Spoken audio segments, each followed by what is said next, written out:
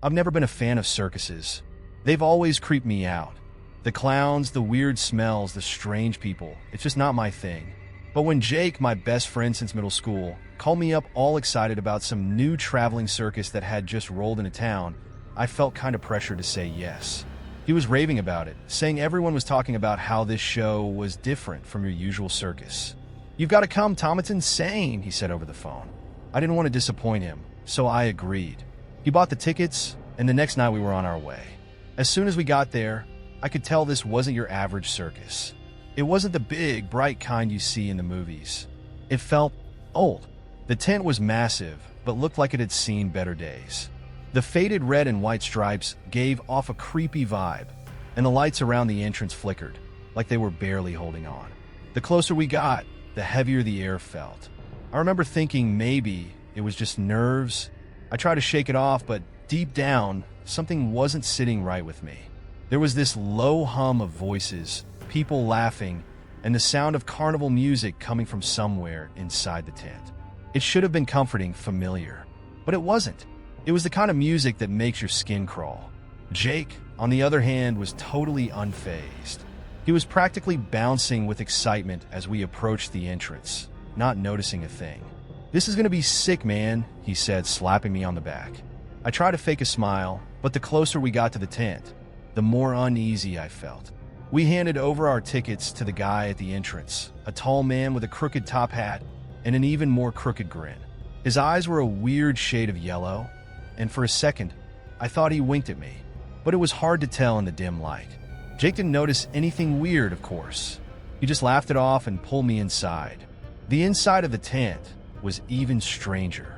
The seats were packed with people, but it didn't feel lively. You know how usually there's a buzz before a show? People chatting, kids yelling, excitement in the air? None of that was happening. Everyone was sitting silently, eyes glued to the empty center ring like they were waiting for something. And I don't mean just waiting for the show to start.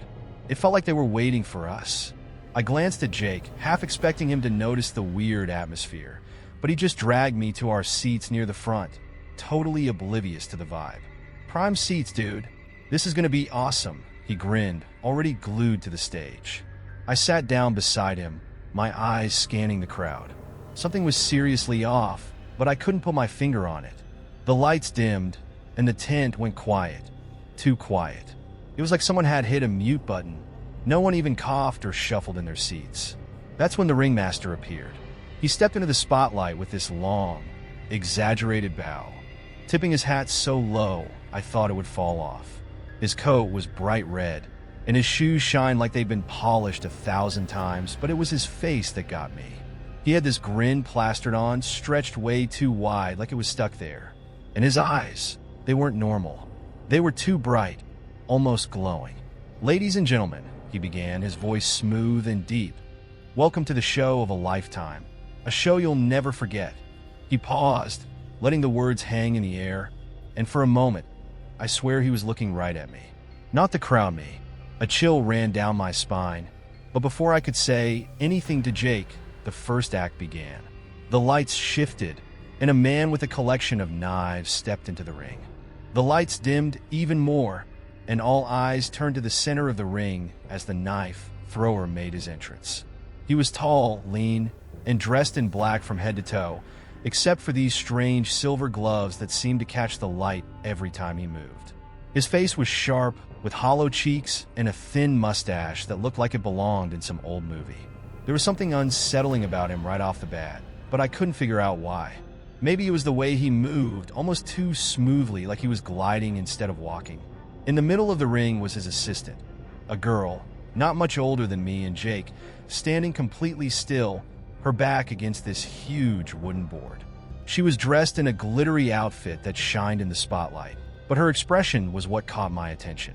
She wasn't smiling, wasn't acting nervous, nothing.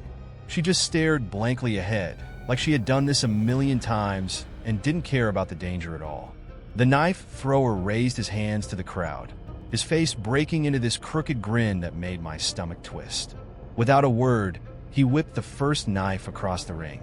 It flew faster than I could even track, embedding itself in the board just inches from the girl's head. I flinched, my heart skipping a beat. Jake, though, just leaned forward in his seat, his eyes glued to the stage like a kid watching his favorite cartoon. Another knife, then another. Each one landed closer to her body, but she didn't move, not even a flinch. By the fourth knife, I was gripping the armrest of my seat so hard my fingers hurt. The audience, though, it didn't react at all. No gasps, no applause. Just silence. It was eerie, like they were in some kind of trance. The fifth knife zipped through the air and stuck into the board right between her legs.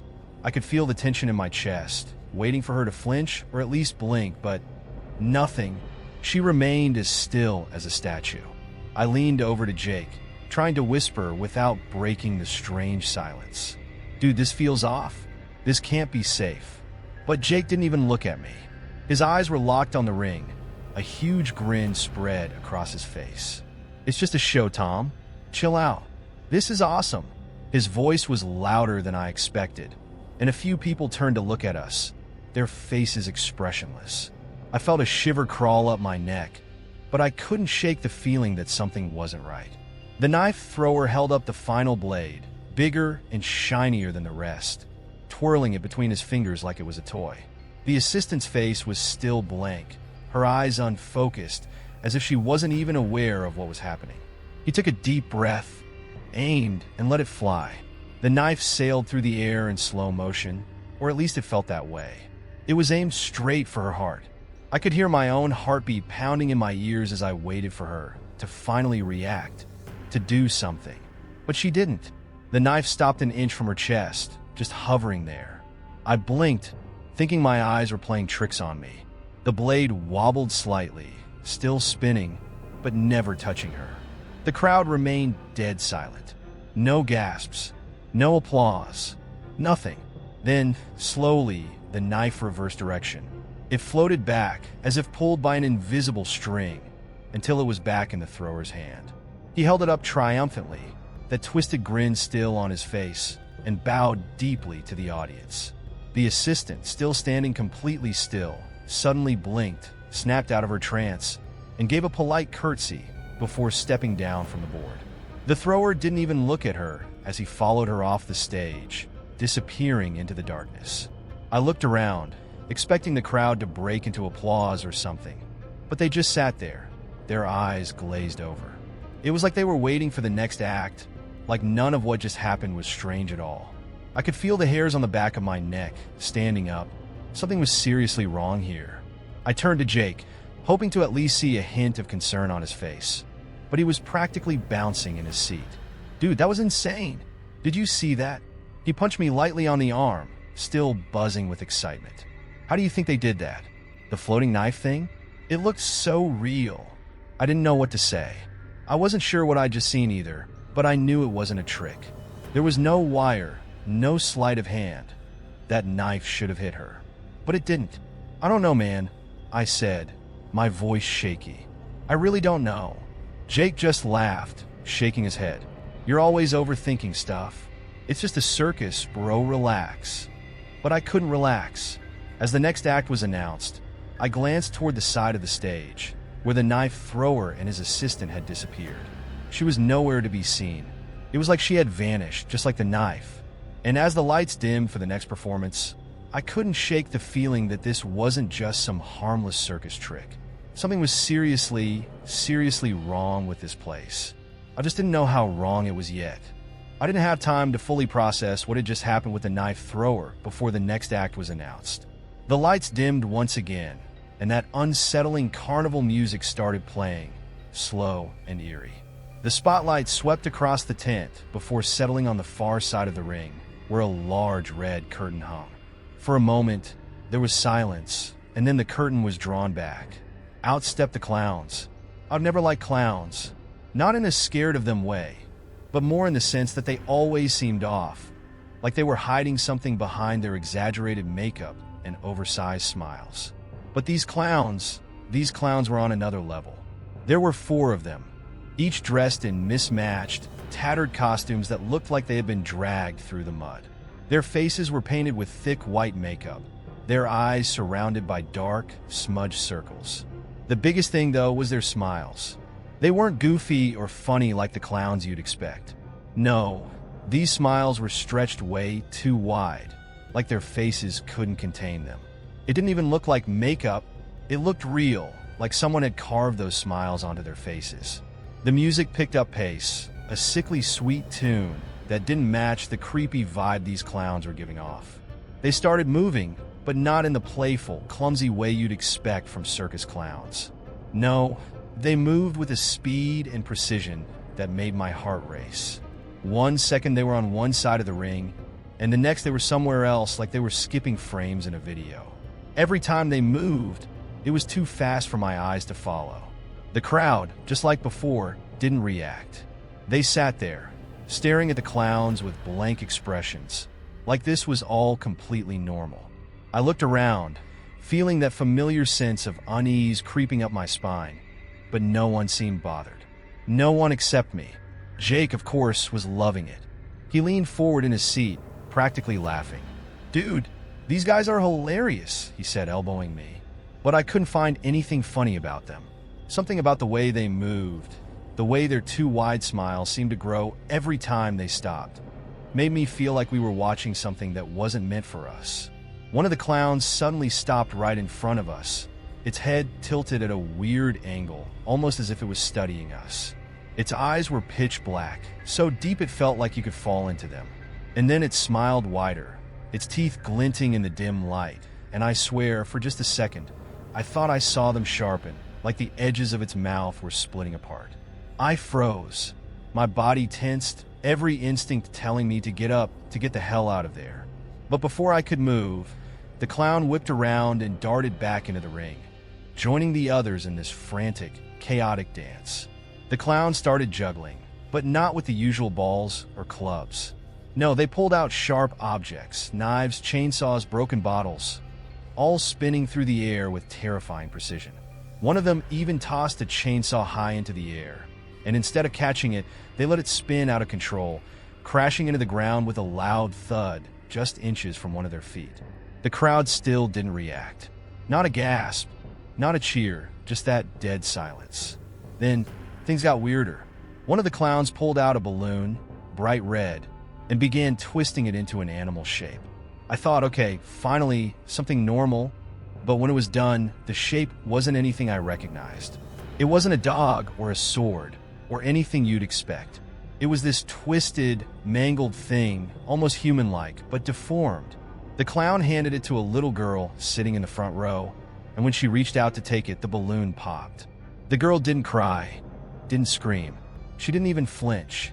She just sat there, staring at the clown as if nothing had happened, while pieces of the deflated balloon drifted to the ground. The clown stared back at her, that unnatural smile still stretched across its face, then turned to the audience, its eyes scanning the crowd slowly. That's when one of them, the one that had stopped in front of me earlier, locked eyes with me again. For a long moment, it just stared. I could feel the cold sweat dripping down the back of my neck.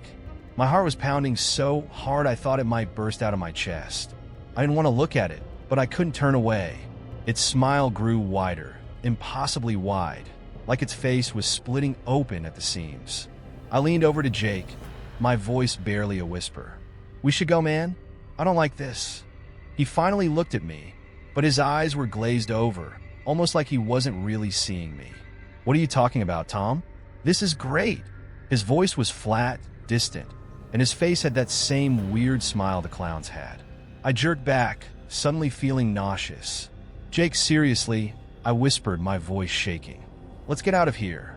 Before he could answer, the clowns began their final act. They formed a tight circle in the middle of the ring, each of them pulling out a massive, rusty knife. I watched as they began spinning, faster and faster, tossing their knives between each other with impossible speed. The air was thick with the sound of metal slicing through the air, and my stomach dropped. One of the clowns slipped. At least, that's what it looked like. But instead of falling, the clown twisted mid-air and impaled itself on one of the knives. The crowd remained silent, but I gasped, unable to contain my horror. Blood, or what looked like blood, splattered across the floor of the ring. The clown's body twitched for a moment, then went completely still. I looked at Jake, expecting him to be freaked out, but he just sat there, smiling like nothing was wrong. And then the impossible happened. The clown that had just impaled itself stood back up. Its body jerked awkwardly, like a puppet on strings, and the other clowns laughed, a horrible, high-pitched cackle that echoed through the tent. The blood vanished, seeping into the ground as if it had never been there. I couldn't take it anymore. "Jake, we need to leave. Now," I said, my voice louder than I intended. But Jake didn't respond. He was still staring at the clowns, that weird smile plastered on his face. He wasn't Jake anymore, and that's when I realized no one in the audience was reacting, not just Jake. They were all just sitting there, blank-faced, watching the clowns with that same eerie, empty expression. Something was seriously wrong. After the clown's act ended, the ringmaster came back into the center of the ring, his smile as wide and unsettling as ever. The lights dimmed again, and the eerie music continued to play. I couldn't shake the feeling that I needed to get out of there. My whole body was screaming at me to leave, but when I looked at Jake, he was still glued to his seat, eyes bright, completely unfazed by everything we'd just seen. The ringmaster announced that there would be a brief intermission before the final acts of the night. The audience slowly got up, moving like they were in a daze, filing out of the tent as if on autopilot.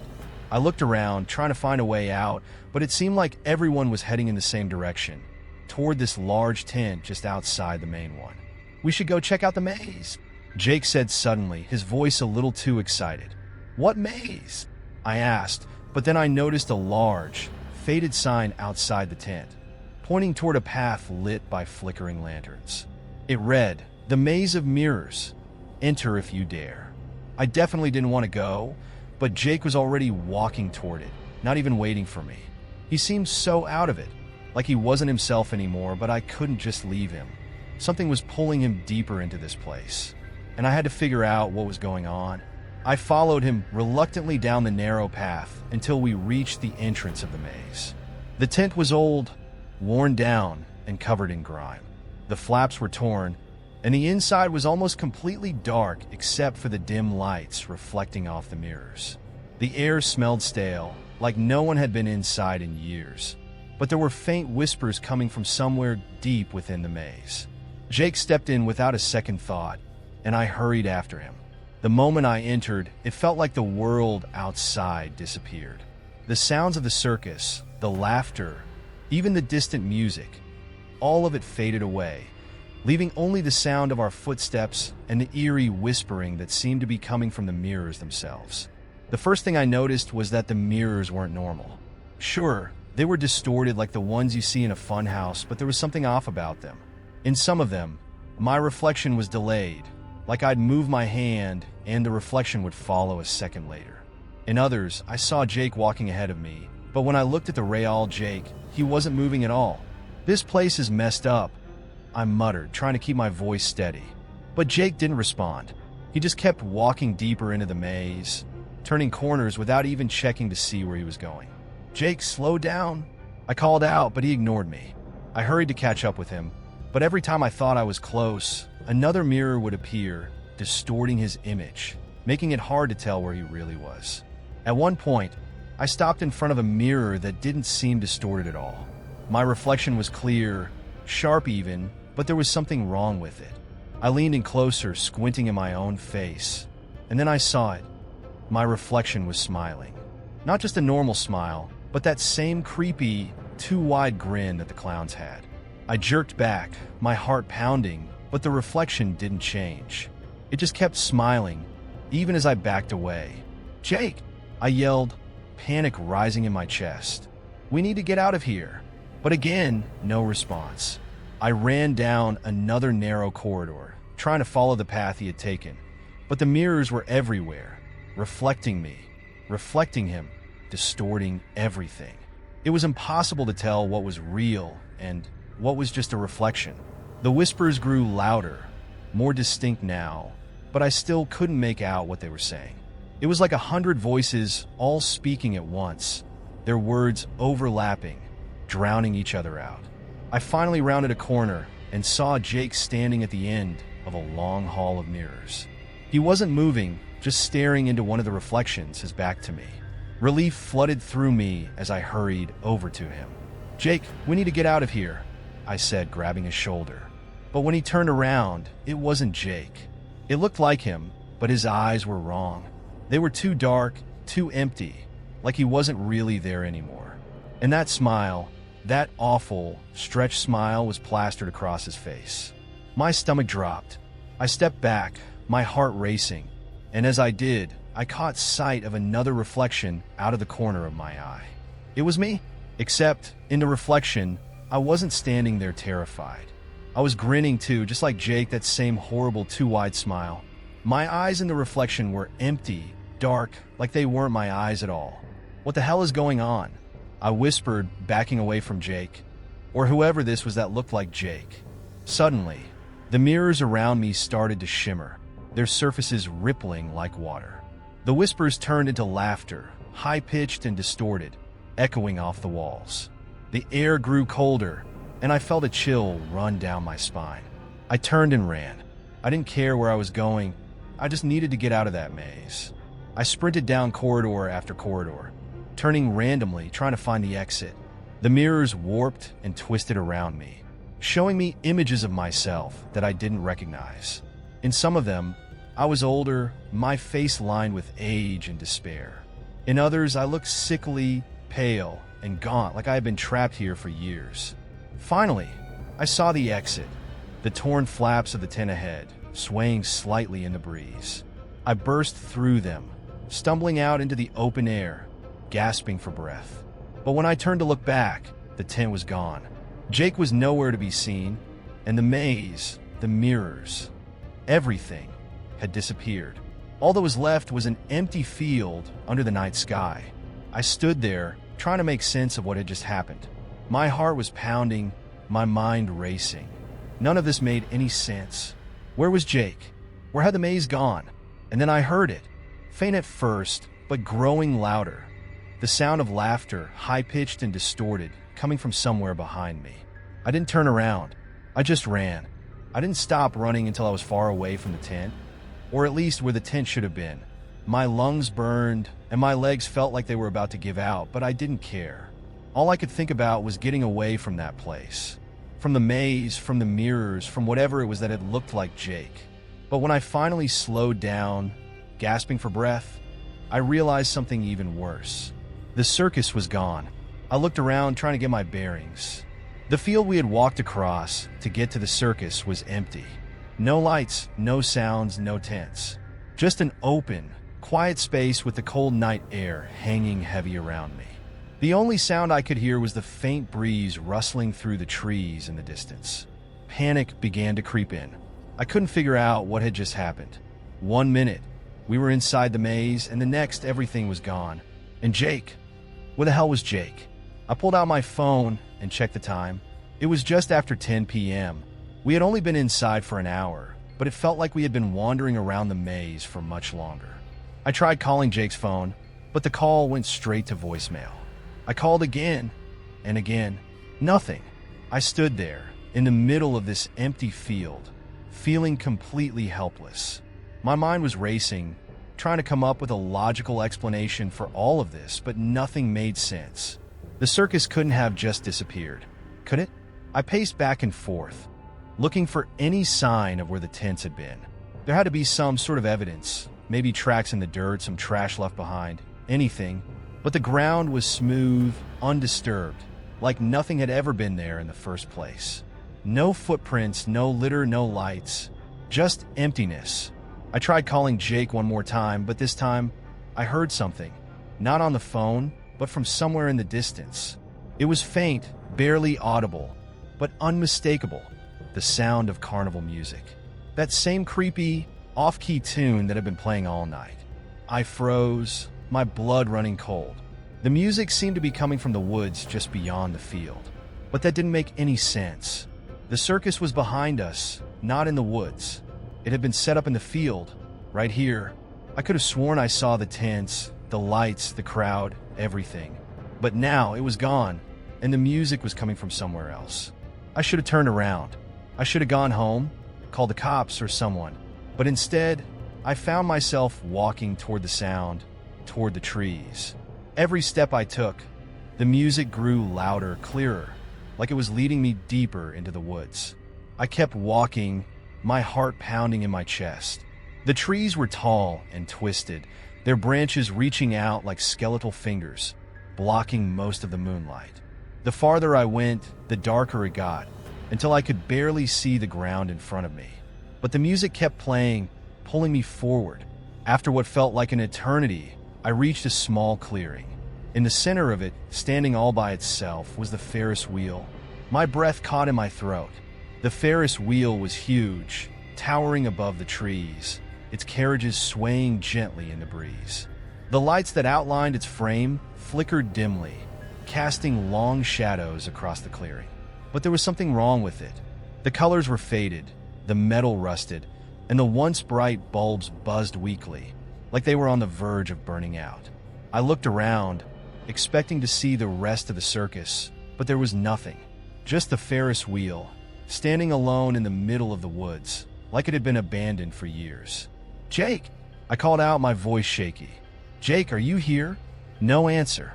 Just the wind, the faint creaking of the Ferris wheel, and that haunting music echoing from somewhere deep in the forest.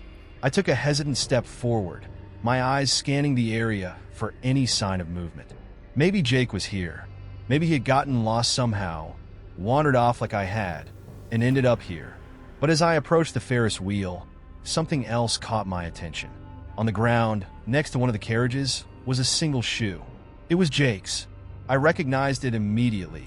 The beat-up Converse sneakers he always wore, the ones with the torn laces. I crouched down, picking it up with trembling hands.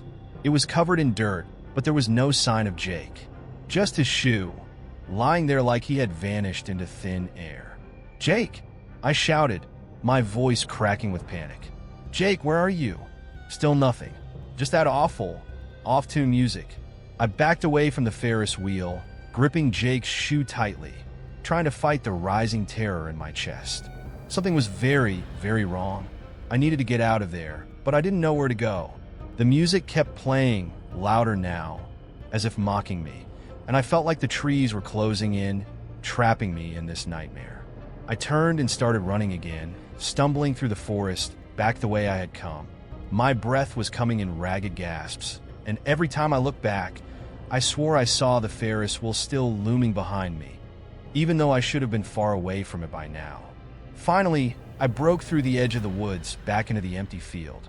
The sky was darker now, the moon half covered by clouds, casting long, eerie shadows across the grass. I stopped, looking around frantically, trying to find something familiar, but there was nothing. No circus, no lights, no tents. No Jake. I sank to my knees, the weight of everything hitting me all at once. I was alone, completely alone, and Jake was gone.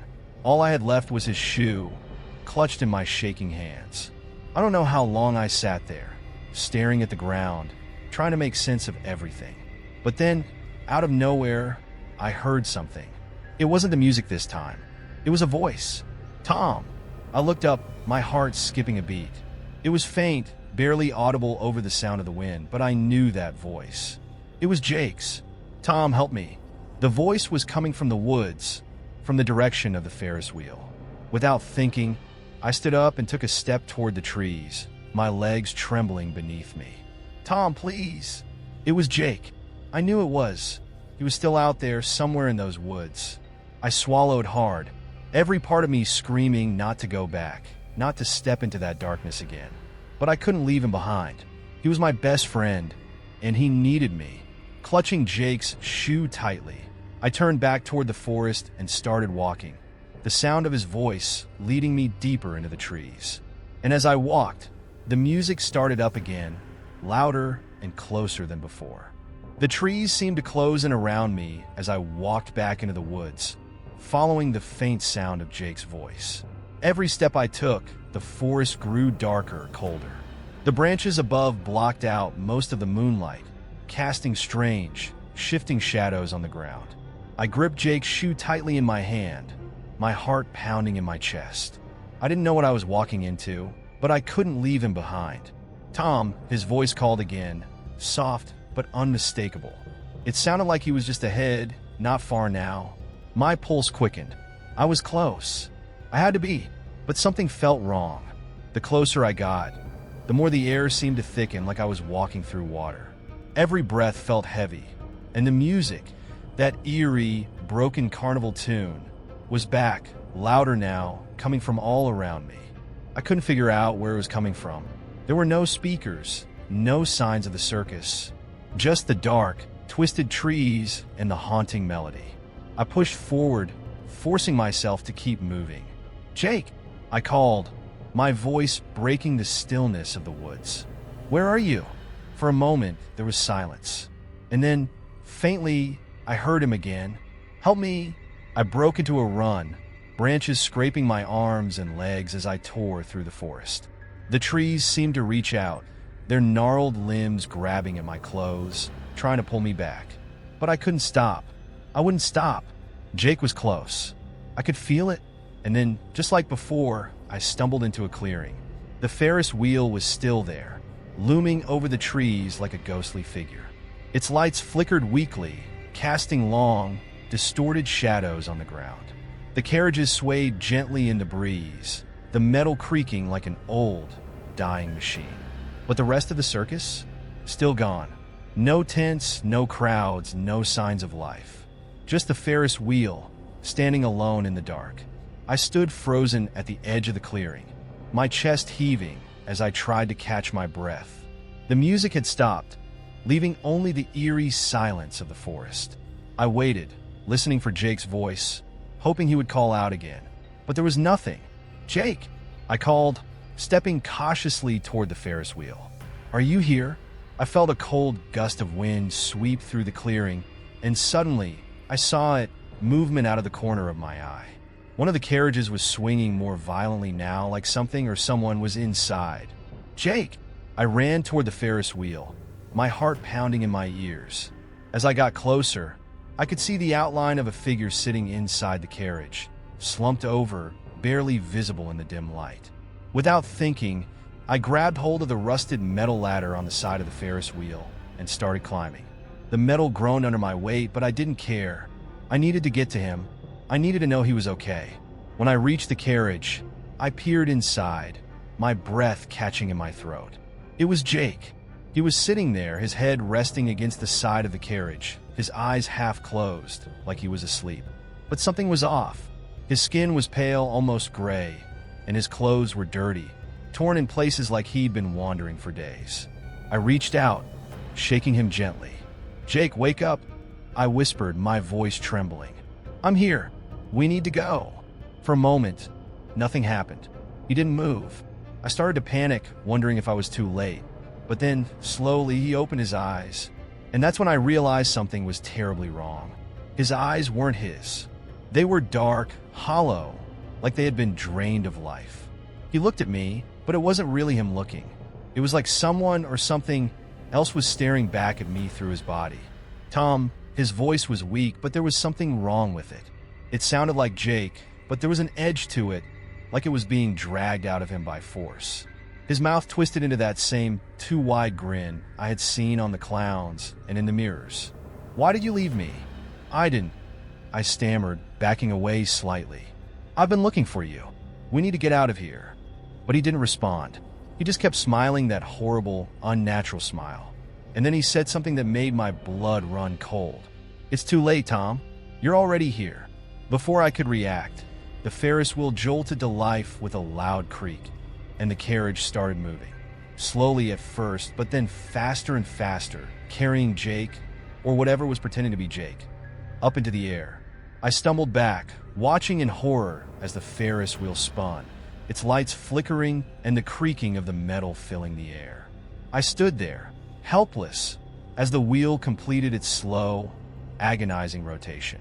When it came back down, the carriage that Jake had been in was empty. I stared, my heart pounding, trying to make sense of what had just happened. And then, from the shadows of the clearing, I heard footsteps.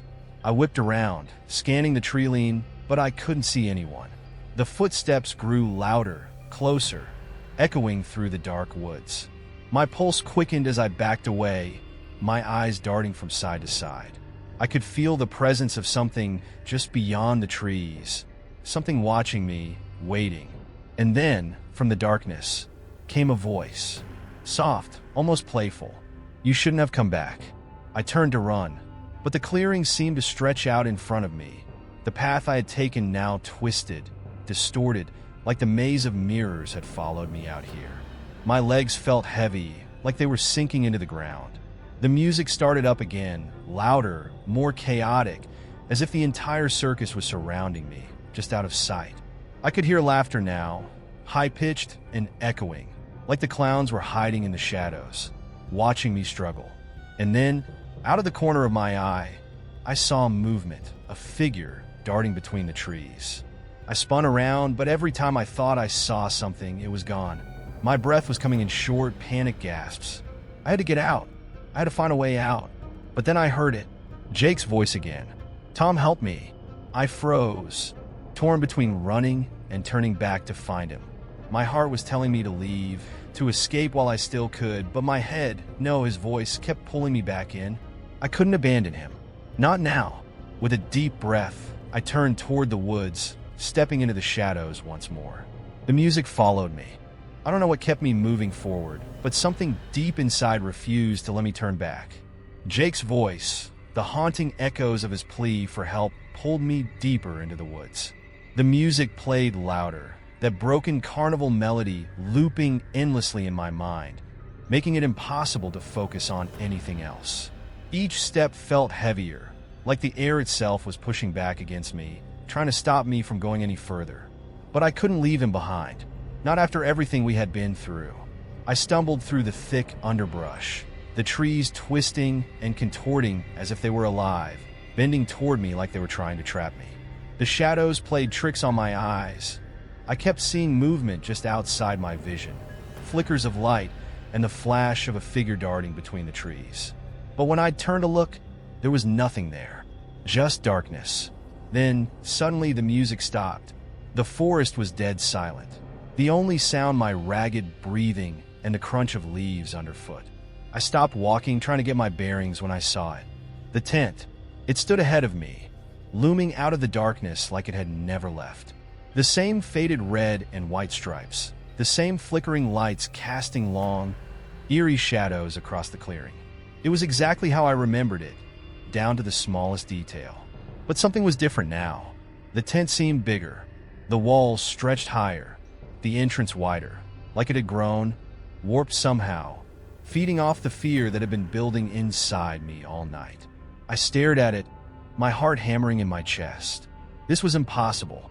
The tent had disappeared earlier, vanished without a trace. But now, here it was, standing right in front of me as if it had never left. The dim light from the lanterns lining the entrance flickered, casting strange, shifting shadows on the ground. I could hear faint sounds coming from inside, low murmurs, whispers, and the occasional burst of laughter that sent a chill down my spine. For a moment, I thought about turning back, running as fast as I could out of the woods and never looking back. But Jake was inside. I was sure of it now. I had heard his voice. He had to be in there, trapped just like before. Swallowing my fear, I forced myself to move. With each step toward the tent, my legs felt heavier, like I was wading through deep water. My pulse quickened as I reached the entrance. The flaps were tattered old, and as I pulled them aside, a wave of cold air hit me, making me shiver. The inside of the tent was dark, but I could just make out the faint outlines of seats, the ring in the center where the acts had performed earlier, and the shape of something moving in the shadows. "Jake!" I called out, my voice barely a whisper. It echoed in the empty space, but there was no response. Only silence. I took a step inside, and that's when the lights flickered on. Suddenly, the tent was flooded with light, bright and disorienting. I blinked, my eyes adjusting to the sudden change, and when I looked around, my heart nearly stopped. The tent was full of people, rows and rows of them, sitting silently in the stands, their faces blank, their eyes wide and unblinking. But something was wrong with them. They weren't moving. Not a single person shifted in their seat, not even to breathe. They were like statues, frozen in place, staring straight ahead at the center of the ring. I couldn't make out their features clearly at first, but as I stepped closer, I realized they weren't real people at all. They were mannequins, dressed in old, worn-out clothes, their faces painted with grotesque, exaggerated expressions of joy, fear, and sadness. Some were missing limbs, others had cracks running through their faces like porcelain dolls that had been broken and badly repaired. Their eyes were wide and empty, staring blankly ahead, but their mouths were stretched into those same horrible, too wide smiles I had seen on the clowns and in the mirrors. My stomach churned as I backed away, my heart racing. This wasn't right. This wasn't real. I turned toward the exit, ready to bolt, but the entrance was gone. The flaps that I had just walked through had vanished, replaced by a solid wall of fabric that stretched up to the ceiling of the tent, trapping me inside. Panic gripped me. I turned back to the mannequins, desperately scanning the crowd for any sign of Jake. He had to be here somewhere. He had to be real. But all I saw were those empty, painted faces staring back at me, unmoving. And then, from somewhere deep within the tent, I heard it. "Tom, help me." Jake's voice. It was faint but unmistakable. I spun around, my heart pounding. "Jake!" I yelled, my voice echoing through the tent. "Where are you? Help me." His voice was closer now, coming from the ring in the center of the tent. I could feel the tension in the air, thick and suffocating, as if the tent itself was alive, watching me, waiting for me to act. I moved toward the ring, my hands trembling, my pulse racing. As I got closer, I saw something lying in the middle of the dirt floor. It was small, barely noticeable in the dim light, but as I knelt down, I realized what it was. Jake's other shoe. I picked it up, my heart sinking. It was the same one he had been wearing earlier, the other half to the one I had found near the Ferris wheel. But there was no sign of Jake, just his shoe, lying there in the middle of the ring like a cruel joke. I stood up, turning in circles, searching for any sign of him. "Jake!" I screamed, my voice cracking with desperation. "Where are you?" And then, the ringmaster appeared. He stepped out of the shadows, his tall, thin frame silhouetted against the bright lights of the tent. His coat was still bright red, his hat tilted at the same odd angle, and that twisted grin was still plastered on his face. But now his eyes were glowing, a sickly yellow light that pierced through the darkness and seemed to drill into my soul. "Welcome back," he said, his voice smooth and mocking. "We've been expecting you, Tom." I backed away, my hands trembling, the shoes still clutched tightly in my grip. "Where's Jake?" I demanded, trying to keep my voice steady. "What have you done with him?" The ringmaster's grin widened. "Jake," he said, his tone dripping with amusement. "Oh, Jake is here. He's been with us the whole time." My blood ran cold. "What do you mean? Where is he?" The ringmaster's eyes gleamed as he raised a hand, gesturing to the mannequins in the stands. "He's right in front of you." I stared at him, confused, before slowly turning to look at the audience again. And that's when I saw it. One of the mannequins, the one sitting in the front row, directly facing the ring, wasn't a mannequin at all. It was Jake. His skin was pale, his eyes wide and empty, and that same horrible smile was stretched across his face, frozen in place. His hands were resting limply in his lap, his body completely still, as if he had been turned into one of them. I took a step back, my stomach lurching. No, that's not possible," I whispered, my voice trembling. "That's not Jake." But the ringmaster's grin only grew wider. "Oh, but it is," he said, his voice dripping with satisfaction. "He's part of the show now, just like the others." I looked around, realizing with dawning horror that all the mannequins in the stands, every single one of them, had once been people, real people, trapped here, frozen in time, their souls twisted into these grotesque, lifeless figures. And Jake. Jake was one of them now. Terror surged through me, and I turned to run, but the ringmaster's voice stopped me cold. "There's no escape, Tom," he said, his voice echoing through the tent. "You're part of the show now, too." The lights flickered, and the tent began to close in around me, the walls warping and twisting like they were alive, pulling me toward the center of the ring. I tried to scream, but the sound was swallowed by the darkness as the ringmaster's laughter filled the air. And then everything went black. I don't know how long I was out, but when I woke up, I was lying in the middle of the ring.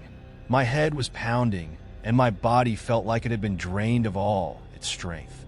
The air was thick, almost suffocating, and the familiar, nauseating smell of stale popcorn and old dirt filled my lungs. I groaned as I pushed myself up, my hands sinking into the cold, damp earth beneath me. The tent was dark now. The lights that had once flickered and buzzed overhead were gone. All that remained was a dim, sickly glow from a few lanterns scattered around the ring. I looked up and saw the audience again. The rows of mannequins, their painted faces twisted into those horrific grins, still staring blankly ahead, watching. But this time, I couldn't shake the feeling that they were all watching me. Their eyes, once dead and hollow, seemed to follow my every movement, like they were waiting for something to happen. I staggered to my feet, my heart racing as I remembered everything. The Ferris wheel, the tent, the mannequins, and Jake. I spun around, frantically searching the rows of mannequins, trying to find him. "Jake!" I yelled, my voice raw with desperation. "Jake, where are you?" There was no answer, only silence. And then, from the shadows, I heard the ringmaster's voice. "Ladies and gentlemen," his deep, booming voice echoed through the tent, smooth and dripping with malice. "It's time for our final act of the evening, a performance unlike any other, starring none other than Tom." I froze, my blood running cold. The ringmaster's silhouette emerged from the darkness, standing tall in his bright red coat, his top hat casting a long shadow over his face. His eyes gleamed with that same sickly yellow glow, and his twisted grin seemed wider than ever. He stepped forward, his polished shoes clicking on the dirt floor of the ring as he slowly circled me. I backed away, my heart pounding in my chest. "What do you want from me?" I demanded, my voice shaking. "Where's Jake?" The ringmaster's grin widened even further, if that was even possible. "Oh, Jake is here," he said softly, his voice almost a whisper now. "He's been here the whole time, watching, waiting, just like the others." He gestured to the mannequins in the audience, their lifeless faces gleaming in the dim light. I glanced back at them, my stomach twisting with horror. Each one of those mannequins had once been someone like Jake, someone like me. I could feel it now, the weight of their presence pressing down on me. They weren't just mannequins. They were trapped in this place, in this nightmare, just like I was. And Jake. Jake was one of them. "No," I whispered, shaking my head. "No, that's not true. He's still alive. I can save him." The ringmaster chuckled, a low, mocking sound that made my skin crawl. "You can try," he said, his eyes glinting with amusement. "But the show must go on, Tom. And you're the star." Before I could react, the ground beneath me shifted. I stumbled, trying to regain my balance as the dirt floor of the ring began to crack and split open. From the depths of the earth, long, black ropes began to rise, twisting and writhing like snakes. They coiled around my ankles, pulling me down into the ground. I screamed, trying to free myself, but the ropes tightened, dragging me deeper into the dirt. "No!" I shouted, struggling against the ropes. "Let me go! Jake! Jake, help me!" But there was no response. The mannequins in the audience remained silent, their grins fixed in place, their empty eyes watching as I was pulled into the earth. And then, just when I thought I was about to be swallowed whole, everything stopped. The ropes released me, and I collapsed onto the ground, gasping for breath. My heart was racing, my mind spinning. I had no idea what was happening, but I knew one thing for sure. I needed to get out of there. I scrambled to my feet, my hands shaking, and looked around the tent. The ringmaster was gone, vanished into the shadows. The mannequins in the audience were still watching, but now something was different. Their eyes, those hollow, empty eyes, had started to glow. A faint, eerie light, like the embers of a dying fire, flickered in their sockets. And then, one by one, they began to move. At first, it was just a twitch, a hand shifting, a head turning slightly. But soon, the entire audience was stirring. The mannequins were coming to life, their stiff limbs creaking as they slowly rose from their seats, their grins stretching wider, their glowing eyes locked on me. My heart pounded in my chest as I backed away, my mind screaming at me to run. But there was nowhere to go. The tent had sealed itself shut, the entrance gone, the walls towering high above me like prison bars. I was trapped. I turned to face the mannequins, who were now fully standing, their movements jerky and unnatural, like puppets controlled by invisible strings. They stepped forward, slowly at first, then faster, their eyes glowing brighter, their grins widening impossibly. And then from the center of the audience, one figure stepped out. Jake. His body moved like the others, stiff and awkward, his eyes glowing that same eerie light. But his face was still Jake's, twisted into that horrible, too wide grin, his skin pale and lifeless. He walked toward me, his steps slow but deliberate, his eyes fixed on mine. "Jake," I whispered, my voice trembling. "No, please not you." But Jake didn't respond. He just kept walking, his body moving like a marionette on strings, his face locked in that awful, grotesque smile. My heart broke as I watched him, my best friend, reduced to this thing. Whatever the circus had done to him, it had stolen his soul, turned him into one of the lifeless, hollow creatures that surrounded us. Tears blurred my vision as I backed away, my mind racing. There had to be a way to stop this. There had to be a way to save him. And then I remembered something the ringmaster had said. The show must go on. The show. That's what this was. It was all part of the act, part of the circus. The ringmaster was in control. And as long as the show continued, Jake and all the others would remain trapped. But if I could stop the show, if I could break the cycle, maybe, just maybe, I could save him. I turned, searching the ring for any sign of the ringmaster. But he was gone. Disappeared into the shadows, leaving only the mannequins and Jake behind. My mind raced, trying to figure out what to do. Then I saw it. In the center of the ring, where the cracks in the earth had opened up earlier, there was something glowing. A small, faint light, pulsing slowly, almost like a heartbeat. It was weak, barely visible, but it was there. I didn't know what it was, but something deep inside told me it was important. It had to be. Whatever that light was, it was the key. The key to stopping the circus, to ending the nightmare. I ran toward it, dodging the mannequins as they lurched toward me. My heart pounded in my chest as I reached the center of the ring and knelt down, digging my hands into the dirt. The light grew brighter as I dug deeper, its pulse quickening, and then, finally, I found it. A small, golden key. I didn't have time to think. I grabbed the key and stood up, turning toward the mannequins. They were closing in now, their glowing eyes fixed on me, their grins stretching wider and wider. Jake was at the front, his empty eyes staring straight through me. I didn't know what the key was for, but I didn't have a choice. I had to stop the show. I had to end this.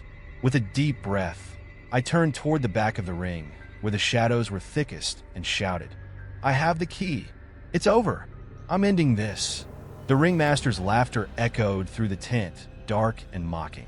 "Oh, Tom," he said, his voice dripping with amusement. "You've only just begun."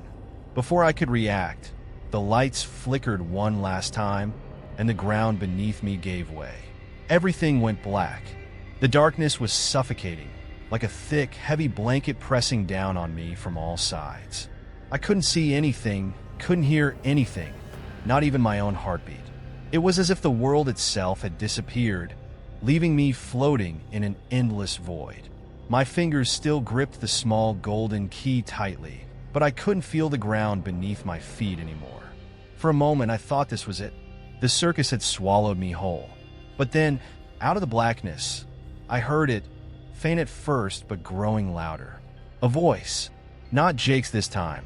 It was deep, smooth, and familiar. The ringmaster. "Do you really think you can escape?" His voice echoed, coming from everywhere and nowhere at once.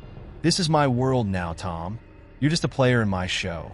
Panic surged through me, and I spun around, trying to find the source of the voice. But there was nothing. Just endless black.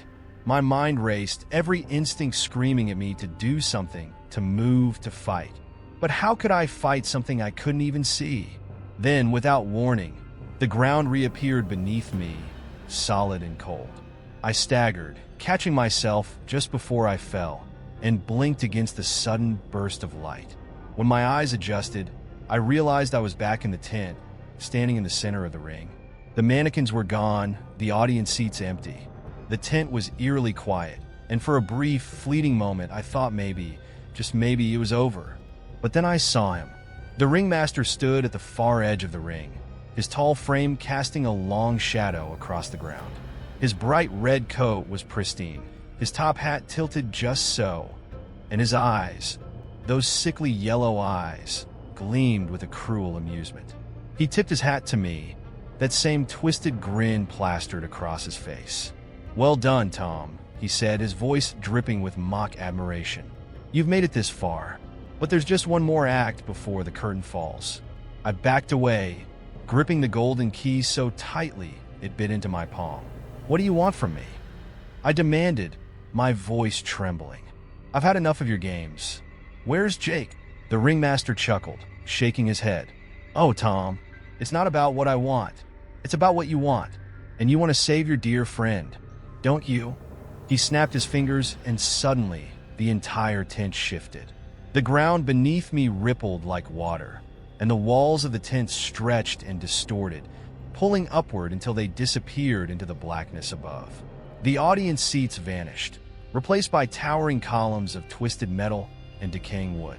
The air grew colder, thicker, as if the very atmosphere was turning against me. And then I saw him. Jake. He was standing in the center of the ring, just a few feet away from where the ringmaster had been moments before. His face was pale, his eyes dull and lifeless, but it was him. He was alive. I could feel it. "Jake!" I cried, taking a step toward him. But before I could reach him, the ground between us split open, and a massive, gaping hole yawned in front of me, separating us. The air around the hole was thick with the stench of decay, and from deep within it, I could hear the faint sound of something moving, something alive. The ringmaster appeared on the other side of the pit, standing next to Jake with that same cruel smile. "There's your friend, Tom," he said softly. "He's been waiting for you, but if you want him back, you'll have to earn him." I stared at him, my heart pounding. "What are you talking about?" The ringmaster's smile widened. "It's simple, really. One last act. One final performance. You and Jake together again." As he spoke, the ground began to rumble beneath my feet, and the hole between us grew wider. I glanced down, my stomach churning as I saw jagged rocks and twisted metal far below, like the earth itself had been torn apart. There was no way I could jump across, no way I could reach Jake. I looked up at the ringmaster, desperation clawing at my chest. "What do you want me to do?" I asked, my voice shaking. He raised an eyebrow, his grin never faltering. "The key, Tom," he said, nodding toward the small golden key in my hand. "It's time to use it." I stared at the key, confusion and fear swirling in my mind. "But what does it do?" The ringmaster chuckled, stepping closer to the edge of the pit. "It opens the door," he said cryptically. "The door to the end of the show." I glanced at Jake, who still hadn't moved, his eyes blank, his body rigid. I didn't know what the ringmaster was talking about, but I had no other choice. If this key was the only way to save Jake, I had to use it. With trembling hands, I held the key up, scanning the ring for any sign of a door. But there was nothing, just the pit, the crumbling ground, and the endless blackness above. I looked at the ringmaster, panic rising in my chest. "I don't understand. What door?" The ringmaster sighed, clearly enjoying my confusion. "You're already standing in it, Tom."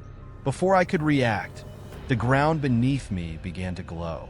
A soft, golden light seeped up from the earth, forming a circular outline around me. I looked down, realizing with dawning horror that I was standing inside a massive keyhole, a keyhole that perfectly matched the key in my hand. My heart raced as the realization hit me. This was the door. The tent was the door, and the key I held was the only thing that could open it. But what would happen when I did? I glanced at Jake one last time.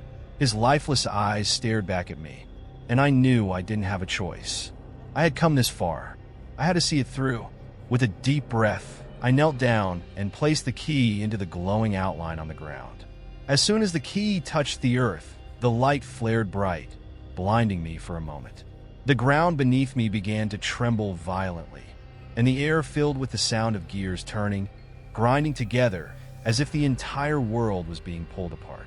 The ringmaster's laughter echoed through the tent, growing louder and more manic with each passing second. The final act, Tom. The grand finale. Are you ready? The ground beneath me split open, and I was thrown backward, tumbling into the dirt. The light from the keyhole blazed brighter and brighter until it was unbearable, and then, with a deafening crack, the earth shattered. Everything went silent. For a moment, I thought I was dead. The world around me had gone completely still. No sound, no light, just nothing. I lay there, waiting for something to happen, but there was only emptiness. Then, slowly, I opened my eyes. I was back in the clearing. The woods, the Ferris wheel, the tents, everything was gone. The night sky stretched out above me, clear and full of stars. The air was cool, crisp, and the oppressive weight that had been crushing me for so long was gone. I sat up, my heart still racing, my mind struggling to process what had just happened. Had it all been a dream? A hallucination? But as I looked down at my hands, I saw the golden key lying in the dirt beside me. And then I heard a voice. Tom. I turned around, my breath catching in my throat. Jake was standing there, alive, whole, and real. His face was pale, his eyes tired, but it was him. No lifeless grin, no empty eyes, just Jake. I stumbled to my feet, rushing over to him. Jake! I cried, grabbing his shoulders. You're okay. You're okay. He looked at me, confusion clouding his expression. Well, what happened? Where are we? I couldn't explain it. I didn't even know what had happened myself. But I didn't care. Jake was safe. The circus was gone. The nightmare was over. I wrapped my arms around him, pulling him into a tight hug. We made it. I whispered, my voice thick with emotion. We made it out. Jake hesitated for a moment, then hugged me back, his body trembling. Yeah, he whispered. We're okay. We stood there for a long time, holding on to each other, the cool night air washing over us. The terror, the madness, the circus, it was all behind us now. We had escaped. But as we walked away from the clearing, I couldn't help but glance back one last time. And in the distance, just beyond the trees, I thought I saw a flicker of light. A single, dim glow, like the fading lights of a circus tent, just waiting for its next show.